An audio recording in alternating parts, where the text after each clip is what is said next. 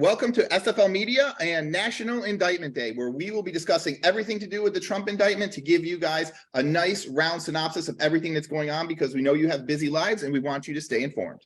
How are you, Josh Weiss, my wonderful co-host? How's everything I'm going doing on? well. Patrick Zarelli. This is going to be very fitting because we see this from two distinctly different angles, I'm sure. And what's interesting about a lot of it is, and I just heard somebody say this on the news, everyone's formulated an opinion on this, and yet nobody has seen what the indictment really is. It is sealed, so we actually don't even really know the meat and potatoes of the whole thing just yet. But we're going to find out today.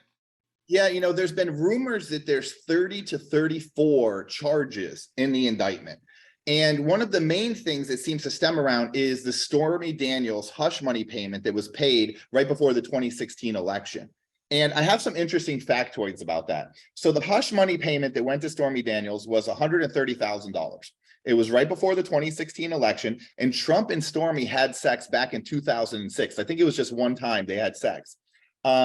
Interestingly enough, Stormy said recently, which was fascinating, is that when she had sex with Trump, Trump broke out one of her porn DVDs and asked her to sign it. And she actually signed it for him. So somewhere in Trump's mansions is a signed memorabilia. Stormy Daniels DVD. Yeah. And then what's also go ahead.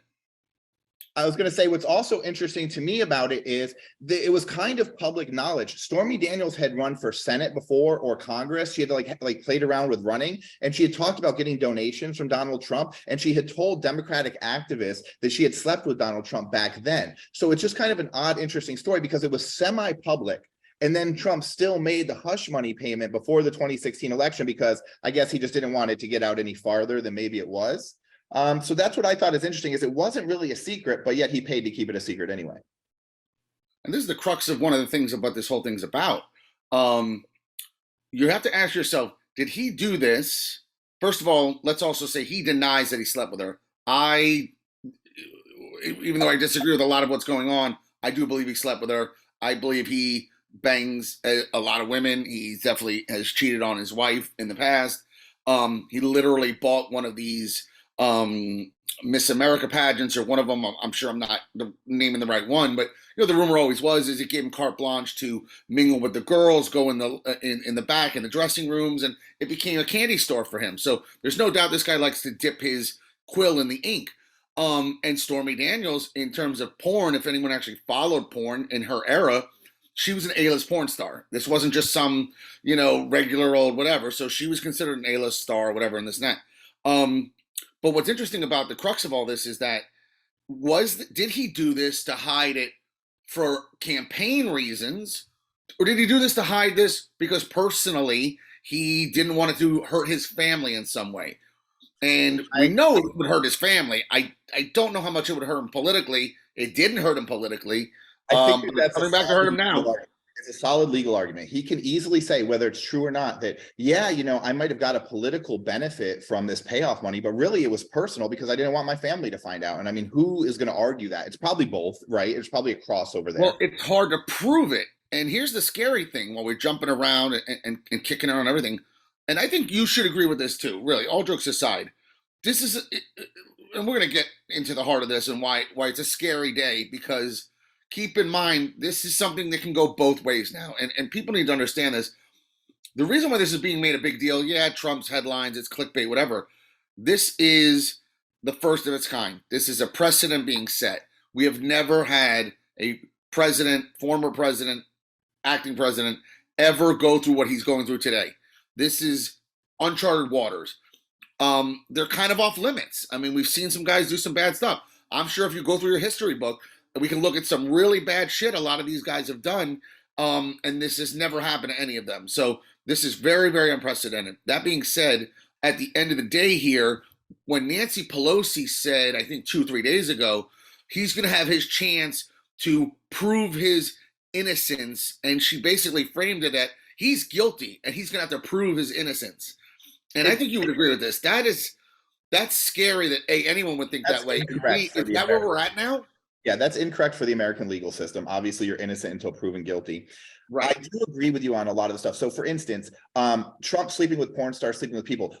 he is not maybe, let's say, the most handsome of celebrities. Are we to believe that somehow his indiscretions are more than other celebrity indiscretions? Because I'm sure other famous people are way more promiscuous than Trump is, you know? So the way that they kind of make it out like he's this big perv, I think he's maybe a little bit more public about it. He's a little bit more cheesy or classless about it maybe, and so he gets that bad rap. But yeah, it's almost like he's on trial for being a bad person, because you could make the argument that other presidents in times of war and responses to terrorism have done way worse things than, you know, what he's done, which is just basically make a mockery of the whole presidential It thing. seems like we now know that John Kennedy slept with everybody and he cheated on his wife. And he's one of the most revered presidents on both sides of the aisle. Everyone can agree. Yep. So he was a good-looking guy, though. CIA documents that came out that they were worried about the things he was telling Marilyn Monroe. Like, our government was absolutely he was telling. May have caused her death. Yeah, that's one theory. She knew too much. We know Bill Clinton, good-looking guy, a lot of charisma, slept with a lot of women, known prostitute monger in Arkansas. Charisma goes a long way in these things. Charisma, yeah, and powerful guys sleep with. Look, that's the reason they become powerful. You know, that's why they're in it. It kind of reminds me of the Harvey Weinstein thing as well. Another guy who's not good looking at all. Harvey Weinstein's only bargaining chip was that he could promise you a career in Hollywood. None of these women were going to bang Harvey Weinstein based on his looks. He's a fat, pockmarked, ugly Jewish guy. And he knows that. Trust me, he knows that. Now, I will say Trump probably thinks he's better looking than he is, because Trump's very vain. I also don't agree with prosecuting people for old things by new standards. I don't think that should be allowed. I think it's a toxic thing to do.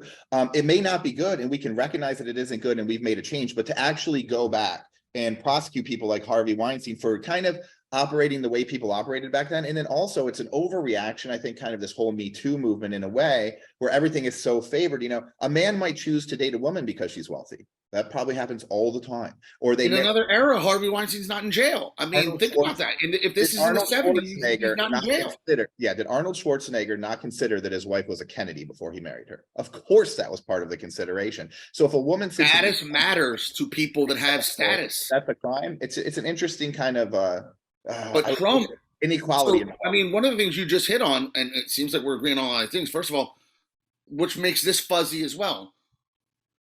The statute of limitations is up on this. They tried to do this earlier.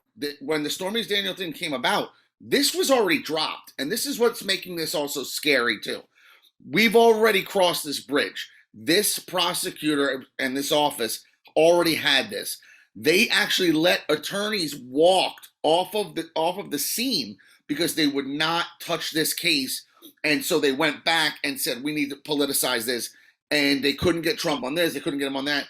There's been a long amount of things. Let me give you a little back history on Alvin Bragg, because everyone talks about Alvin Bragg. He is the district attorney, and he is the one that is bringing the cases against Donald Trump. And what you did say is Alvin Bragg. Alvin Bragg. Yes. He had prosecutors that were working the case before he won this political appointment. And then once he won, he told them that he didn't really want to prosecute the case. And they made the argument that he wasn't important. Yeah, that he wasn't paying attention in meetings. He was going through his phone, and he kind of like balked at the idea that they could prosecute Trump, and he wasn't really for it. And then the prosecutor resigned and wrote like a resignation letter, made it public, said that there's definitely crimes here and this and that. And I think that helped force it come back into existence. But here's what's very interesting about Bragg that I think people don't know. Okay, Bragg is from Harlem. He grew up in Strivers Row. Strivers Row is like where they shoot rap videos. That's like where you picture like Biggie coming from, where you picture like Nas coming from. It's the hood of the hood in Harlem, Strivers Row. He was basically, he said, affected by the criminal justice system at a young age because the police in New York City pulled him over 3 different times at gunpoint before he went to college. He ended up going to Harvard, graduated cum laude. Then he got his Juris Doctorate from Harvard Law. And then he also worked at the Harvard Civil Rights, Civil Liberties Law Review. So he is a person that came up from the streets in New York. He's a person that, you know, I'm sure is very familiar with Donald Trump. And he's a person that I would say has the kind of pedigree that would want to prosecute Donald Trump. So if he had suspicions that maybe it's not the best case off the get-go, that leads me to think that it's not the best case, because certainly a person like Bragg would want to prosecute Donald Trump. And I believe he even ran on potentially prosecuting Donald Trump. Now, you may have her name, and I don't have her name. I think she's a gefilte fish. works under Bragg, who they say is really gung ho about this. They are both George Soros funded appointees in terms of who backed them in their political. That's a bit of a red herring, though. Soros backs all Well, kinds of progressives. he It's not like certainly Soros is controlling picks for the one side. Here's an interesting thing about Bragg as well. And you're from New York, so you would understand this. He has taken 52% of felonious crime in that state and made it misdemeanors now. Anyone can research this. This is not just common in New York. This is common everywhere. That blue cities typically.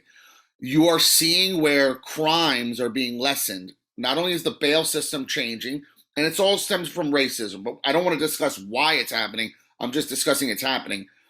You are seeing bail systems change due to racism. You're seeing crimes change in terms of the severity. They don't exist anymore. What's really ironic about this is they took Trump's charges, which were misdemeanors. They finagled this into a felony. Now there's 34 counts, and when it gets unsealed, we'll see how much more. We'll see what they really got.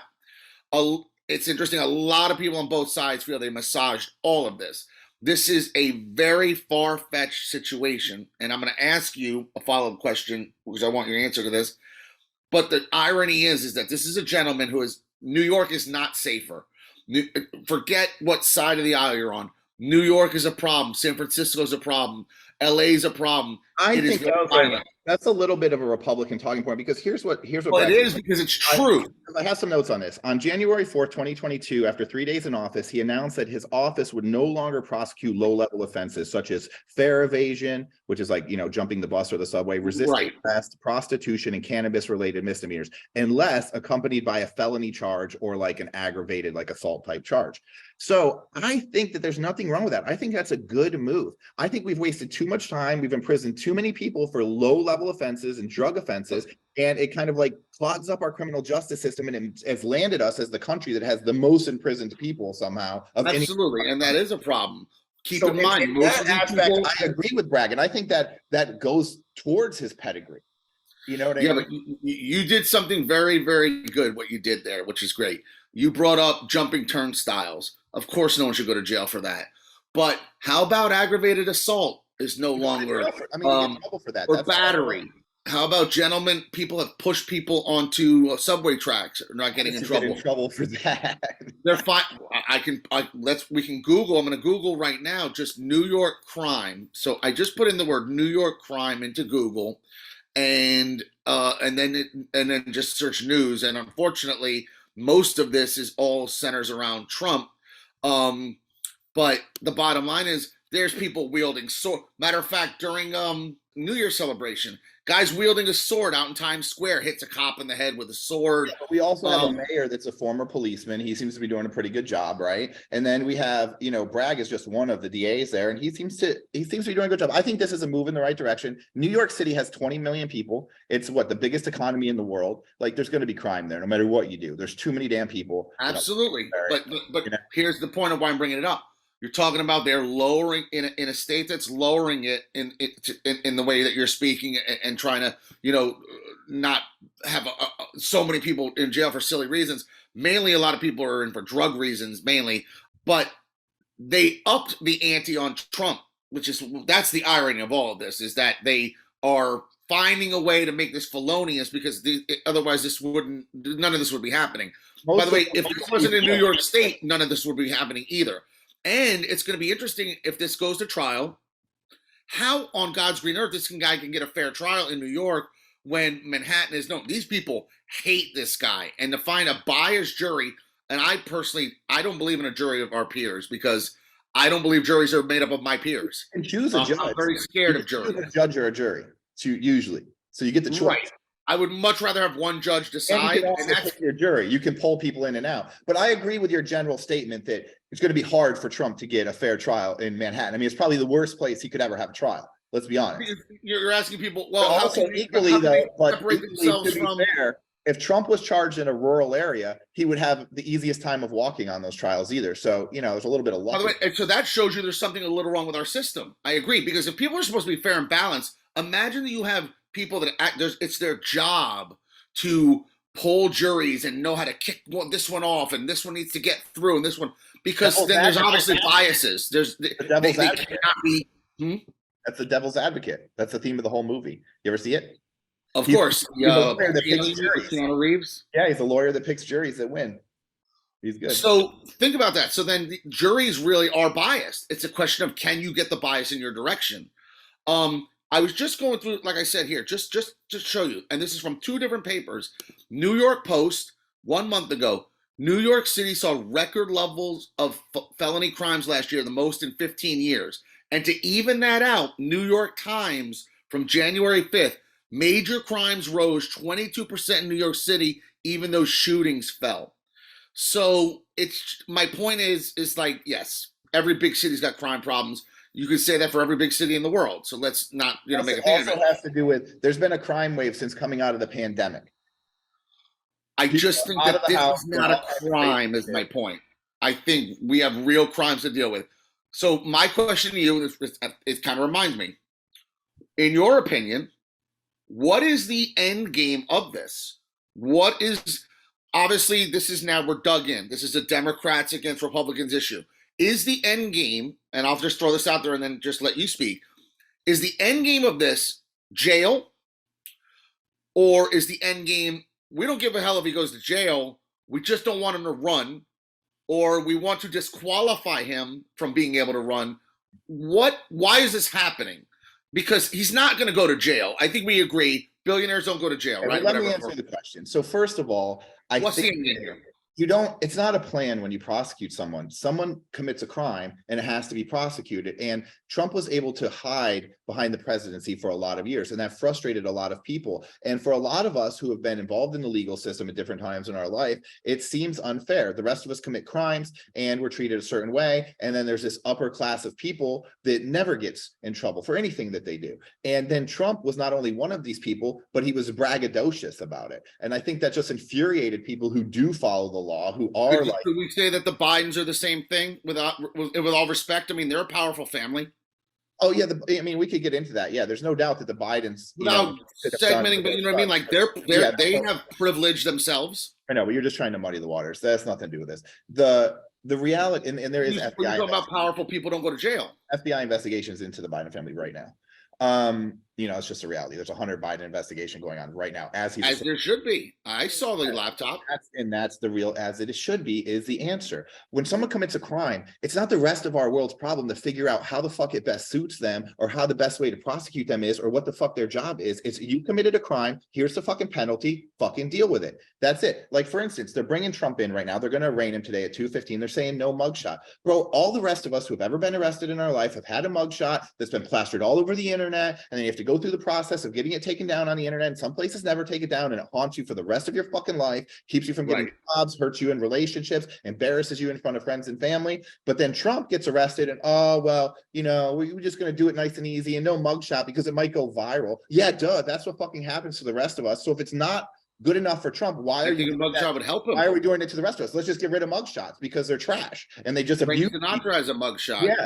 In the old days, you got in trouble. It might have been a newspaper article, but guess what? That newspaper went away. It didn't sit around on the internet for 20 years, 30 years and haunt you for your whole life like a scarlet fucking letter. The way that this legal system and the media tie together to destroy a person with mugshots and stories and whatever that stays up there for life, I believe is honestly unethical. In the new internet age, we need to start to wipe the servers after a while. We can't have newspapers that have every goddamn article in history online. I just don't know that it's really pertinent. It needs to be archived and maybe accessible, but not out. But I got to tell you, my friend, this is the times we're living in. And I kind of think that the side that you represent in a way is that side that wants to go back into Twitter and dig 10 years ago to find a way to cancel you.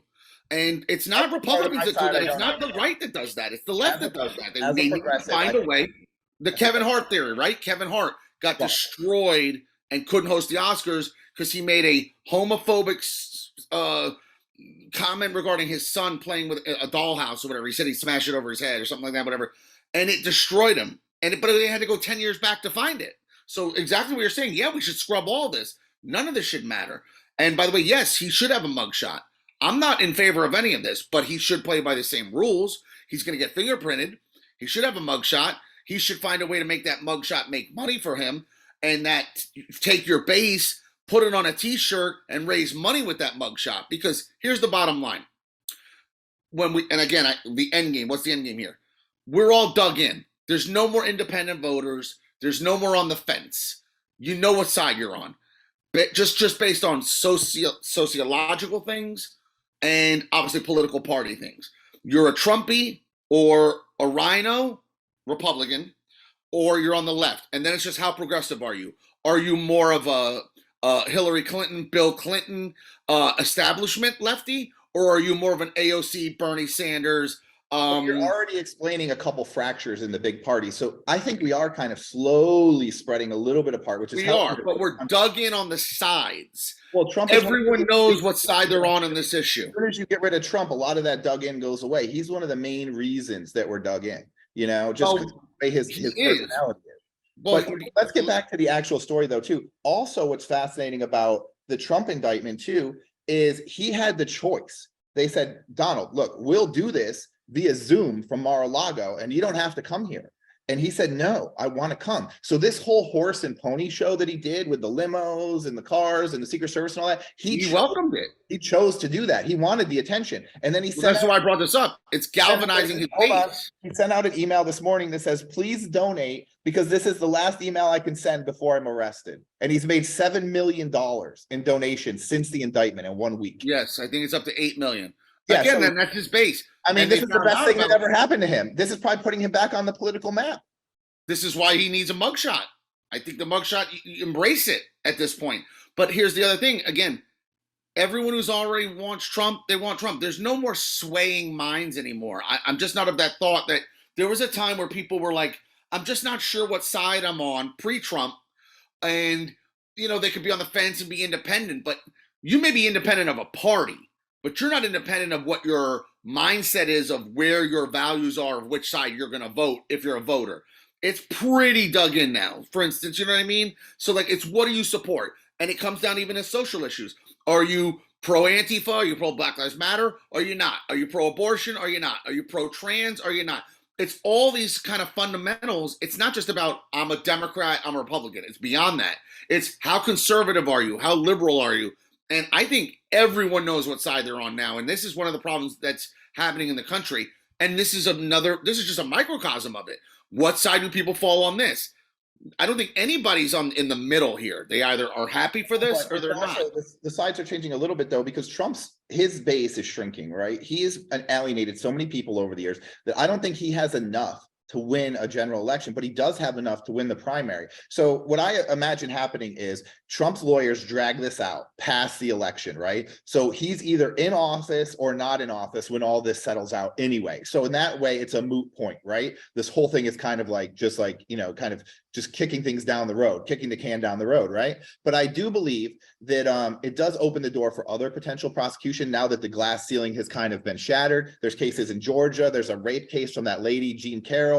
There's some other cases for him floating out there in New York. So I do think it opens the door for that. And I think that what ends up happening is that they just kick this can down the road. The election goes off. What ends up happening is this gives Trump a little boost. He already has the lead. He's more than enough to beat DeSantis. DeSantis is scared to even mention Trump's name. He's too much of a coward to beat Trump. And so Trump rolls into the presidency, but then he doesn't have enough people to beat Biden, and then Biden just rolls into a second term. I mean, how is he supposed to, if he couldn't beat Biden, if that's the end game, losing voters all the way along, and he's not picking any new ones up, how's he going to win now? So it's just an interesting kind of giant waste of time for everyone. I feel like Trump. It could be. Well, this is very sensational. Remember, what we're seing now, this is great for news. This is great for ratings. Great for us. It's great for us. This is why we're doing this. Welcome back, everybody. Ruthless Politics. We're back. But no, this is a big deal because, first of all, no matter what you think of Trump, CNN knows this. Everyone knows this. He brings ratings. People pay attention to him. It's the Howard Stern theory. The people that love him watch for 40 minutes. The people that hate him watch for 2 hours. It's the same thing with Trump. So he gets the hate and the love. People are glued. This is clickbait. And this is literally live. I'm watching a news feed now. You probably have a news feed in the background. It is all live right now on every news feed. What's going on here? So you brought up the end result. I think this is very important because this is really what this is all about is who's going to be president and how does this affect him running? Because, yeah, he's going to face some charges. Yeah, he's not going to prison, folks. He's not going to jail. He's going to get in and out here on this, What too. really happens? Is there a fine at the end of this? I mean, they can't even give him probation. I don't even know. We don't know what he's being charged with. A president in his little cell with his like 7 Secret Service agents with him. How's that? Well, listen, they talk about that. Like, if he was going to be held, he's got to keep Secret Service somewhere near him, and they'd have to make a special place. And I've even seen articles where, like, he's going to go to Rikers Island. Rikers Island? What, are you out of your fucking mind? He's not going to Rikers Island. They're not doing that. Who thinks that? Anybody that's been involved in the legal system knows you get arrested, they trump up all the charges about you, you hire a good lawyer, everything gets dropped down. After like a year or two, there's some negotiation and you do like probation or something. As long as you haven't killed anybody, hurt someone, stolen millions of dollars, brought in kilos of drugs. As long as you're just normal crimes like these are, then nothing really happens to you. Slap on the wrist, move on. In these corporate situations, it's almost always a fine. And I'm going to go out even farther in this and say, just personally, I don't agree with any corporation or any legal system kind of coming after people for their sex life. I think it's like left over from like the Puritan era, the people that settled America. I think it's like it's kind of like kind of controlling in a way, and it's kind of toxic to like, you ever see a news anchor will have sex with somebody on the staff and then they'll fire them. They'll make a big public thing about it. Like if you sleep with somebody at work, you don't get fired from your job. Maybe sometimes you do if it gets, out of hand or something, but there's a problem tied to it. I'm completely against holding politicians' private lives to their political life. If you're doing good at your job, it doesn't matter who you sleep with. It doesn't matter if you're getting a divorce. It doesn't matter if you're cheating on your wife. I think you're speaking intelligently, but that's not what's happening here. It's not for the news. It's not for the government to get involved in. And so, I just think anytime they do this, they kind of, the public just rolls their eyes. They're like, a sex scandal, Listen, I want you to keep in mind, Donald Trump, even though there's different semantics surrounding it, Donald Trump paid hush money. He had an NDA that she broke. Let's make that clear. She broke a non-disclosure. She broke it in the worst fashion. She talks so much shit about him. She calls him tiny. Literally went on a campaigning and selling merch over this. That's how she's washed up. She, just so everyone knows, she doesn't do porn anymore. She is washed up. Maybe she dances some places. She is not doing well. And keep in mind, she was represented by Michael Avenatti, who swore up and down of all these things. He's in prison right now. He's actually really in prison, folks, and he's doing like 8 years. Now, not because of Stormy Daniels, but other things because he's unscrupulous. He steal money from Stormy Daniels as well as part of it. And he stole from her, right. He's an unscrupulous, terrible person. But keep this in mind. Bill Clinton paid Paula Jones hush money. Got in trouble for that. Again, not campaign money, but he did. And it was his life. Did two-term president. John Edwards, who was a darling, had a baby with a staffer, I believe, or somebody, paid hush money, and then that came out, it destroyed his political career. He has a great mugshot, if you've ever seen it. He gets a suit. Some of the guys, the politicians that have had mugshots, they dress up, they smile, and they make it look like a campaign photo. He had his suit on, he had a perfect smile. So he was smart. He knew that mugshot would go around. But it hurt him. It hurt him. Oh, so it took him out of the presidential race. This has happened before, and men are slime balls. And by the way, I hate to tell everyone this, women are too. Women cheat like men do. Women like sex as much as men do. Toxic femininity is a real thing. Look at Jada. Jada's the worst. Perfect example. Right. It's a real thing. And I believe that Melania is not happy with this guy. I mean, where has she been since she's first lady? You don't see her name, her face, nothing. They're never together. I think they're not a happy couple. I think this guy has done things that are not scrupulous. I think we all agree that Donald Trump is not going to be classified as a good guy. If you like his policies, if you like the MAGA thing, that's fine. But no one's going to make a good case that he's a good guy. He is very soft when it comes to insults. He is, if you flick him, he punches you in the face. He's that friend. And I just think that he has a lot of flaws. But that being said, that is probably exactly why he's on trial, right? These crimes, well, politicians get in trouble for these crimes. This happens, right? But really, the world is hungry for making him realize that he's a bad person. I really just feel like that is the main motivation. It's like this weaponized. The world wants him to pay for just being a general asshole. I mean, that's what's happening here. The question is, should that be? And now can this be flipped on a Democrat? Is this going to happen to Joe Biden? You brought up a good point, and I want to touch on this before you answer that. We're talking about the next president. Okay. So just to segue a little bit here, folks, Ron DeSantis is at this point is not running. At this point, he has not thrown his hat in. There are literally only 3 Republicans: Vivek Vazavwani, I'm saying it wrong, but that gentleman, and Nikki Haley and Donald Trump. There are 3 Republicans. At this point, right now, there are 0 Democrats, maybe other than Biden, who says he's going to run. Okay, this is important because there's no one else. No Hillary Clintons, no Bernie Sanders, no nothing. No Kamala Harris, no nothing. Now, here's what we know about the Republican side. Ron DeSantis was supposed to be the VP to Trump. Not happening. Trump is a baby, and Trump told everybody, I want Ron to take his name out of the running. Ron never took his name out of the running. So he beats Ron up. Florida's not that good. You didn't back me enough. You didn't pat me on the back. Got out negotiated by Mickey Mouse, he said yesterday. Oh, did he say that? Because Disney found a loophole. DeSantis just can't get Disney. So DeSantis, and I think this is a little trial situation going on here. So here's the scuttlebutt I heard. The Bushes and Karl Rove are backing DeSantis. They are running his campaign. It is a holding pattern to see what happens with this, to see if Trump was going to get knocked down enough to where then DeSantis can come in and be the white knight. What has happened, unfortunately, for DeSantis is since this indictment has come, Trump has picked up 26 points in polls on DeSantis. Maybe unsurmountable. It may be unsurmountable. Trump benefits from any media. He is the perfect example of any PR is good PR. It does not matter what people are saying about his whole life. The fact that you're on the news makes you famous, and when you're famous, you get what you want, and that's the reality. So it doesn't matter how the fuck you get on the news. And they know their ratings are high with this guy. There were women that send love letters to Jeffrey Dahmer. Like if you're the Menendez brothers, famous, everything's out the window. Everything's out the window. Absolutely. Well, let me go back to you're talking about a serial killer who's getting pumped. I got to go back to the important part of your conversation. So for years, Republicans have been like, don't prosecute us, because if you do, we'll start prosecuting you. And then it's a banana republic and like the whole democracy falls apart. That's been the argument. And I just don't. Are you ready for that?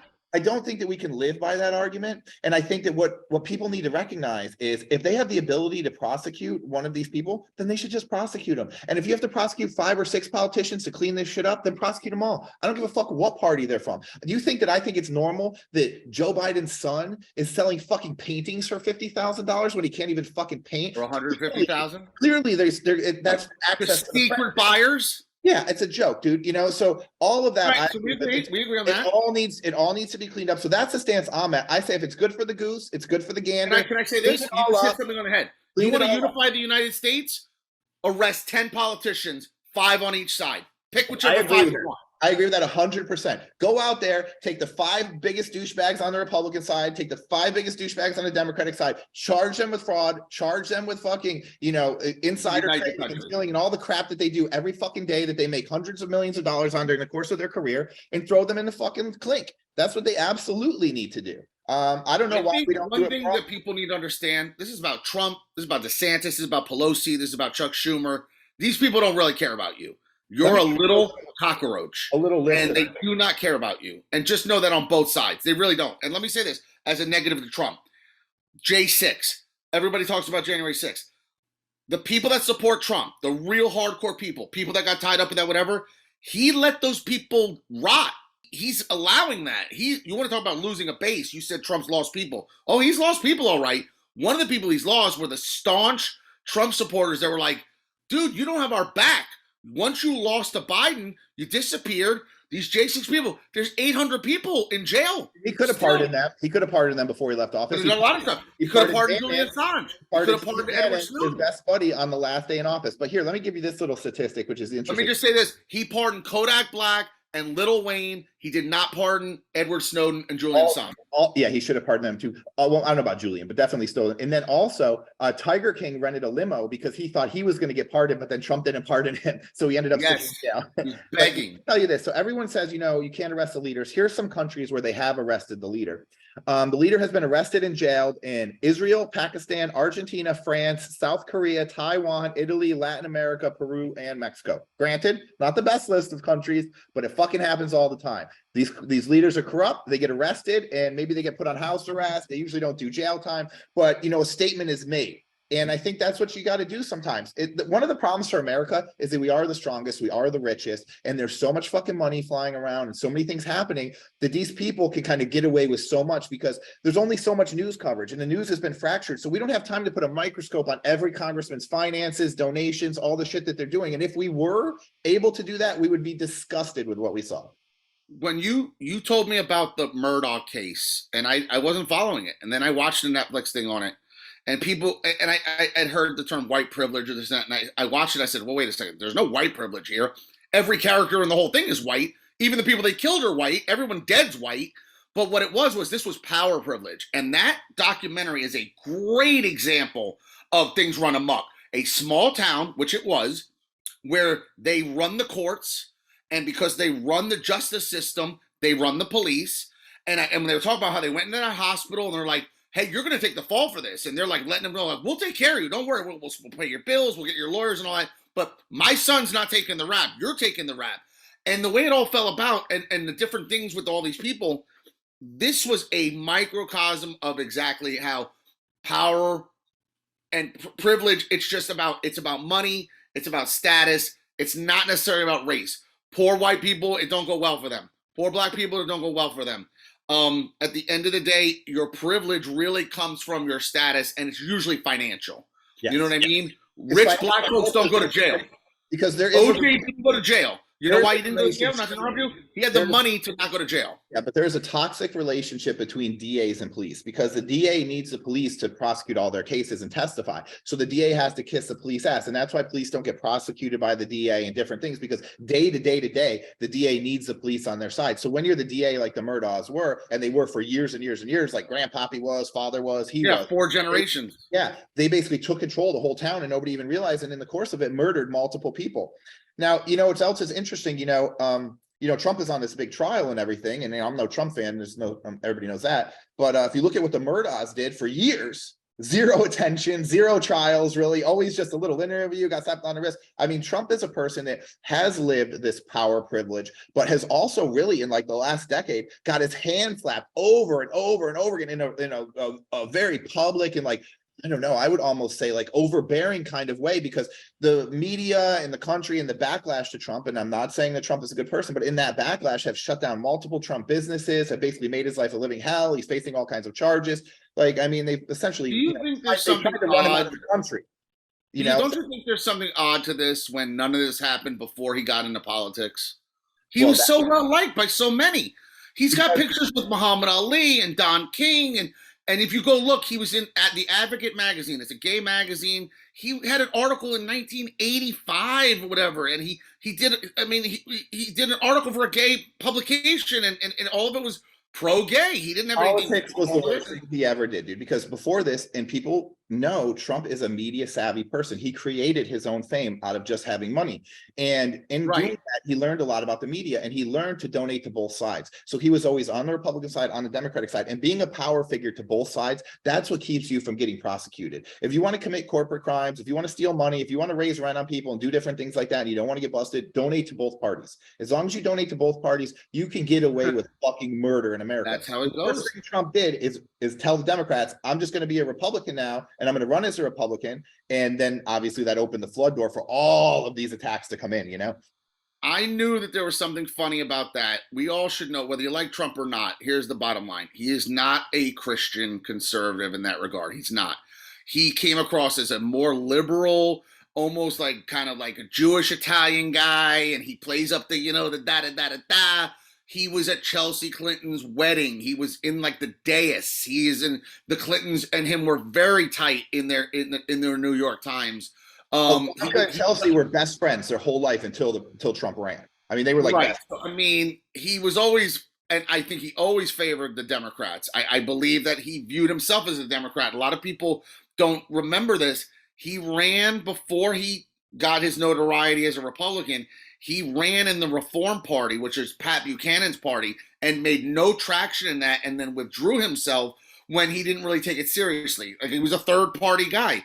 And then he realized, I can't make any headway, not in the United States. Third parties do not exist, not the Green Party, not whatever. They just can't make headway. I would describe he's actually, what he actually is a crime and justice Democrat. That's what he really is in his heart. He's a crime. He's like a Republican leaning on crime and justice, but the rest, he's pretty Democrat. That's kind of how he is in his heart. But obviously now he's, the head of the Republican Well, and Party. then also business wise, and this is why I was very lost when people didn't support this. The whole Make America Great thing was at least put America first. For instance, stop giving money all over. We need to tend to problems here.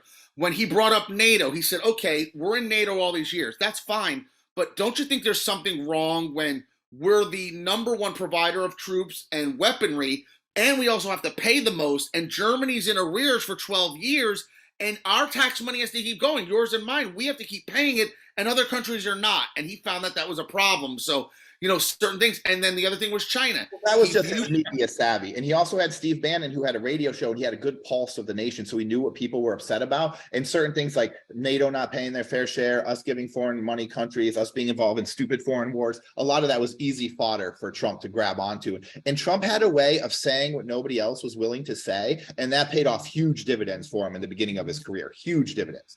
This is the only reason this guy made it this far, because and think about really the change in our landscape. The Democrats used to be known as for the blue collar guy. The lunch pail guy was always a Democrat. I mean, for 50, 60, 70 years, it's been that way. And now it all of a sudden flipped. And Democrats now tend to be the elites, and then anyone of color, anybody who's disenfranchised. It's a double flip, because originally Democrats were the How did this happen? They were the pro-slavery party, and the Republicans were kind of the progressives, right? Then that switched, and the Democrats became the poor party and the progressives kind of, and Republicans were the party of the rich. Then Trump came along, and he took all of those everyday white Americans that were Democrats before, and he made them all Trump supporters and part of the MAGA movement. And then the Republican Party now has this weird problem where they're beholden to corporate donors, but their whole base is like rural Americans. What they call flyover country. Yeah, regular Democrats are left with like the elite and then like college educated people. And I would say that the Democrats' hold on the African American community is fracturing a little bit. I've seen multiple people kind of toward leaning Republican that are, prominent African Americans lately. Most notably, couldn't hold on to it forever. Trump. Of course, that was inevitable. That was going to happen. But they still have it at like a 90% clip. Trump is the only one who's made inroads here. Black folks do not vote for Mitch McConnell, and they're not going to vote for Rand Paul, but they did vote for Trump because they knew who Trump was. They're not going to vote for DeSantis. DeSantis has zero chance with the black vote. Right. Trump got the most African-American votes of any Republican candidate in history. So he made inroads there, but I think that was also because he was a known figure. He's a celebrity, and they know who he was. But where he really made his inroads, and where I think the Democrats are a little more nervous, is with the Hispanic Latino community. And because they're starting to see, even whether they're illegal or legal, they're seeing that a lot of these folks are, first of all, they're religious. So they're Catholics, typically. And because they're religious, they tend to go a certain way. And he's made tremendous inroads with the Latin community. And it's probably the only reason he won the first time. There was a Republican base, though, down in Miami in that Latin community that was there. And then what happened? They're the biggest. Democrats made a bad choice, and they thought that immigrants would be in favor of illegal immigration. But it turns out immigrants that go through the real process are very proud of that. They're not in favor of it. They actually are not in favor at all of illegal immigration. So when Democrats said, we're going to let everybody else in, all the people that were like, hey, we work together, and they're like, fuck you. What are you saying? That what we did is the wrong way? We did it the right way, and that's the way it should be. We're proud of that. I think that should upset anybody. Wouldn't you be upset if you were waited 3 hours to get into the nightclub, and then they just let everybody just sneak in front of you, and not only that, they're going to get free drinks while you pay for yours? Nobody wants line cutters. But, back to the original thing, Trump is going to be indicted today. When he's indicted today, he's going to lose a few more voters, people that don't want to vote for somebody who has an indictment trailing them, that has. There will be people, I agree. There will be people that will not vote for this guy just based on this. Well, I think that's going to hurt him in the general election. But again, coming back to the primary, Ron DeSantis is afraid to attack him. He's certainly afraid to attack him on this issue. He's not even going to mention it. So how does anyone stop Trump from being the candidate? And as long as Trump is the candidate for presidency, how are you really going to prosecute him for any of these cases? Do you see what I'm saying? And the presidency is going to, that race is going to be running for the next, year or two. So it's they have to stretch this out. I mean, there has to be some strategy here, obviously. You know what I mean? What I think is also interesting, and I want to make this point before you brought up Biden, I think the Democrats have a problem as well. Biden wants to run again. He's made it clear. But if you Why see wouldn't he run again? I hate how this is my big beef with the media. Everyone's like, should Biden run again? Who else should run? Like, fuck you, dude. Biden has passed infrastructure. You know what? Let me tell you what's great about Biden. And this is why everybody needs to stop talking about him running again. When you're kicking ass, you don't stop kicking ass. You keep running again. When you've had a successful presidency, you run again. He's passed infrastructure. He's passed prescription drugs. He's worked with both sides of the aisle. He got a little bit of gun reform passed, which is unheard of. And this is the great thing about Biden. He's been in the Senate for so long that all those old guys are his buddies, so he can actually get some shit done. Then for him to get elected, he had to make a deal with the African-American community that he was going to make this all African-American cabinet and administration. And so what happened is there was all these people that were victims of racism that were sitting in the wings of the American government. Amazing African-American talent, just sitting in the wings for years and years and years as white people got promoted over them. So now what Biden did is he put all these people in the right seats. And now our government is kicking ass because it's led by an African-American core group of people that were in the government for a long time that never got their shot, that are now getting their shot and are kicking ass all over the place. What about Secretary of Defense? The Secretary of Defense, Lloyd Austin, this guy is amazing. He was a soldier all the way through the Middle East wars, boots in the ground, sand in your boots kind of soldier in the tents with the camouflage on, doing all that. Now he's winning a war in Ukraine with their troops, our technology, and beating the entire Russian military. I mean, this is crazy. Biden does not give a fuck, dude. This guy is a gangster. 10 countries against one. Planes into Syria. You do one thing, Biden is all over you. You send a balloon over the country, he shoots it down. American people are like, we want that balloon down. Biden, shoot it the fuck down. One of them was a science project of an I think shooting the balloon down was kind of stupid. We shot one $200,000 missile. We missed a balloon sitting there. We had to shoot a second one. Well, I think it's scary, doesn't it show you? Yeah, we're not exactly prepared. God forbid. The thing is, for me, that's what I like about Biden. He doesn't worry about what people are going to think. He's like, I'm 80. I've been in it forever. I'm going to do the right things. I'm going to kick ass, and the chips will fall where they may. And then whenever the right media tries to come after him, he clowns them, and he's not even a good speaker. I mean, Biden, this would be insane not to run Biden again. It would be insane. I don't care if we have to wheel him in a wheelchair. He's running. I just want you to understand this. So he's going to run again. Let's make it clear. He wants to run again, and he said he will. Here's the problem, and this is why I brought this up. The DNC does not want Biden. The polls are out, and you can look this up.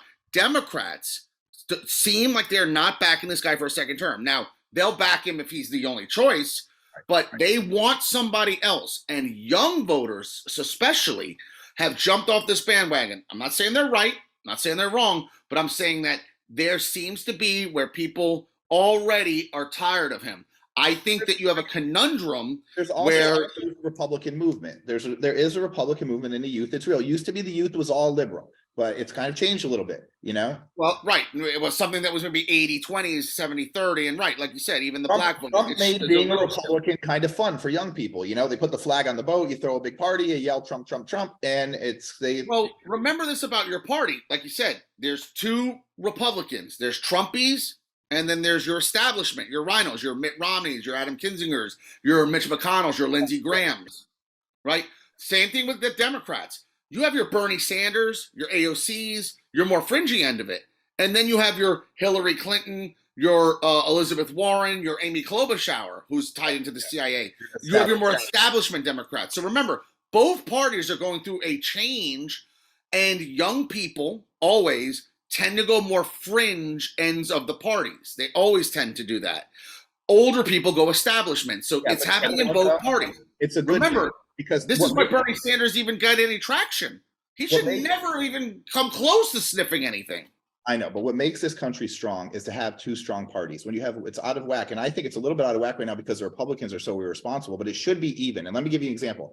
I'm a progressive, but I live in Florida. Florida is clearly the best state to live in for business, right? It's great down here. And New York, California has a lot of trouble keeping people with high taxes and things like that. And so you can't really go full liberal, it doesn't work. And you can't really go full Republican. You have to have that crossover. And because Florida is kind of a swing state, as it has been like the last 20 years, it's kind of gone back and forth, even though recently it's been Republican. That is the strength right there. You need two strong parties. You need the Republicans to push through economic stuff and the Democrats to push through progressive ideas, social issues. issues and things like that. And that's the bread and butter that makes America great. If you lean one way or the other, shit gets all fucked up. And it doesn't matter what side you're on. If you made this whole country as liberal as they wanted to make it on the liberal side, the complete economy would shut down. If you were to make it as free as the Republicans want to make it for business, there'd be 2 corporations left and everybody else would be out of business, you know? So that delicate balance is the key. And nobody talks about that. That's what checks and balances are, and that's what we'll forever need that, because it's like a seesaw. You can't have it just go all one way. And you're right. I mean, but it does seem like things are going one way overwhelmingly, because no Democrat is going to jail or getting indicted for anything criminal at all. And here we are seeing the head of the Republican Party, so to speak, right now, which is why we're doing this podcast today, who is now facing criminal charges and the possibility of not even being able to run. Again, I think that's part of the end game here, is to just be done with this guy. And boy, through 4 years of his presidency, there was always something, and they tried then.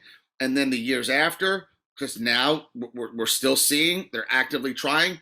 I think it's really funny how somehow this guy skated by in the casino business, and there was never any criminal infractions, which is amazing. It's all mafia. And then the construction business in New York City, which is all tied into the mafia. And this guy never got in trouble. He got in trouble for Trump steaks. He got in trouble for Trump school. There was some things he did get in trouble for, but the sad part is that this indictment, though it may be a following through of the law, and I believe we should follow through with the law on all of these guys, it is going to make him more popular. It is probably going to coast him into the presidential nomination for the Republicans. And so that's just the reality. So let's wrap this up here, and let's say this. Let's have the last question here. After 2:15 today, Trump gets indicted. He's going to go to Mar-a-Lago. He's going to give a speech. That's going to be the rebuttal, I guess. What are you expecting from that speech today from Trump? Fire and brimstone? It's hard to say, because no apology, right? He's just going to come swinging for the fence, attack the judge, attack the. He already has. Well, now they've handpicked a judge that hates his guts. He's already now knows who the judge is, and it's not good for him either. He told everyone to go out and protest, and he didn't really he never used the word peaceful, and it opened the door for like, hey man, we don't need another problem again. You know, you're gonna egg people on and this and that, whatever. I think he already knows that this is gonna rally his people. There's not much he has to say. The events themselves are gonna do it. I've heard enough of his rallies. He says the same thing at them. It's almost like all cliched at this point. So I don't know what he could say that is not a cliche or that's already happened. But I think all right, he'll sum it up like this, and he's already said this. This is not about him. This is setting a precedent that they're going to come for you next. The voter, the Trump voter, the Republican, the person that doesn't fall into the narrative anymore. If you don't support drag queen story time, you're the problem. If you are at these, what do you call it, the school board meetings, and you're upset about what's being taught and the pornography in the books, you're the problem, whatever. So I think what he's going to try to convey to really galvanize his base is, they came for me, but this isn't about me. They're coming for you next. This set the precedent, weaponizing now politics for where you can go to jail really or get screwed with just based on where you're affiliated now, on what side you're on. China already does it. It probably is something that's going to make its way here too, where you gotta keep your nose clean. You know, if he makes that argument, it'll be powerful. I would suggest that he should have someone write it for him, and he shouldn't wing it. If he goes out there and wings it tonight, it'll be a train wreck, because he's going to be obviously emotional after everything happening and making a flight and all that stuff. But I think that out of all of this is the most exciting and most interesting part of this whole thing, is the speech that's going to happen tonight at Mar-a-Lago. So that's what I'm going to be I mean, it's already galvanizing people. Like you said, $8 million raised since this indictment. I think that's we're an interesting bunch of people. It reminds me of the Damar Hamlin, the football player that died on the field and resuscitated. They raised $9 million for his charity on GoFundMe. It had nothing to do with him. His charity was just literally a toy drive for poor children in a Michigan neighborhood. And we're so funny as a human society that people who don't give to charity, who knew nothing about that, was like, well, we got to give it to Damar Hamlin. I just watched him die in the football game, whatever. It And has to do $9 with million was raised. it has to do with being the richest country on earth and self-loathing and feeling a part of Yeah. things and teams and the internet It's culture bringing virtuous. people together. You Yeah, feel it's all good, of that. don't It's very interesting. It's virtue signaling. It's like it's the same reason But I get it's money to silly. bums. I'm like, if I give a little money to bums, maybe I'll get a little good karma for myself. You know, so Right. it's so self-serving. It's like, oh, I donated to Damar Hamlin. Did you? You know, so it's all, It, it's it all totally those is. things. Remember, you have to have a social media account to let everyone know you did it. If Yeah. social media didn't exist, you couldn't put out there a lot of the virtue signals that people have, whatever they are, whatever the thing you back is. And if nobody knew, if there was no echo chamber to share it in, would you even be doing any of these things? Would you have given it to Damar Hamlin? Would you be Probably giving not. Would we be on this podcast right now? Probably not. Would we even have this right? So let's leave it at that. Listen, everyone, thank Yes, you sir. for watching our SFL Media podcast. Same great website, same great content. Come back. We're going to be doing more and more of these, and look forward to seeing you guys again. Yes, sounds good. And stay tuned tonight when Trump gives his speech to what happens. Assuming he gets out. I'll be tuning in. All right. Bye, buddy. All right. Yep. Thanks.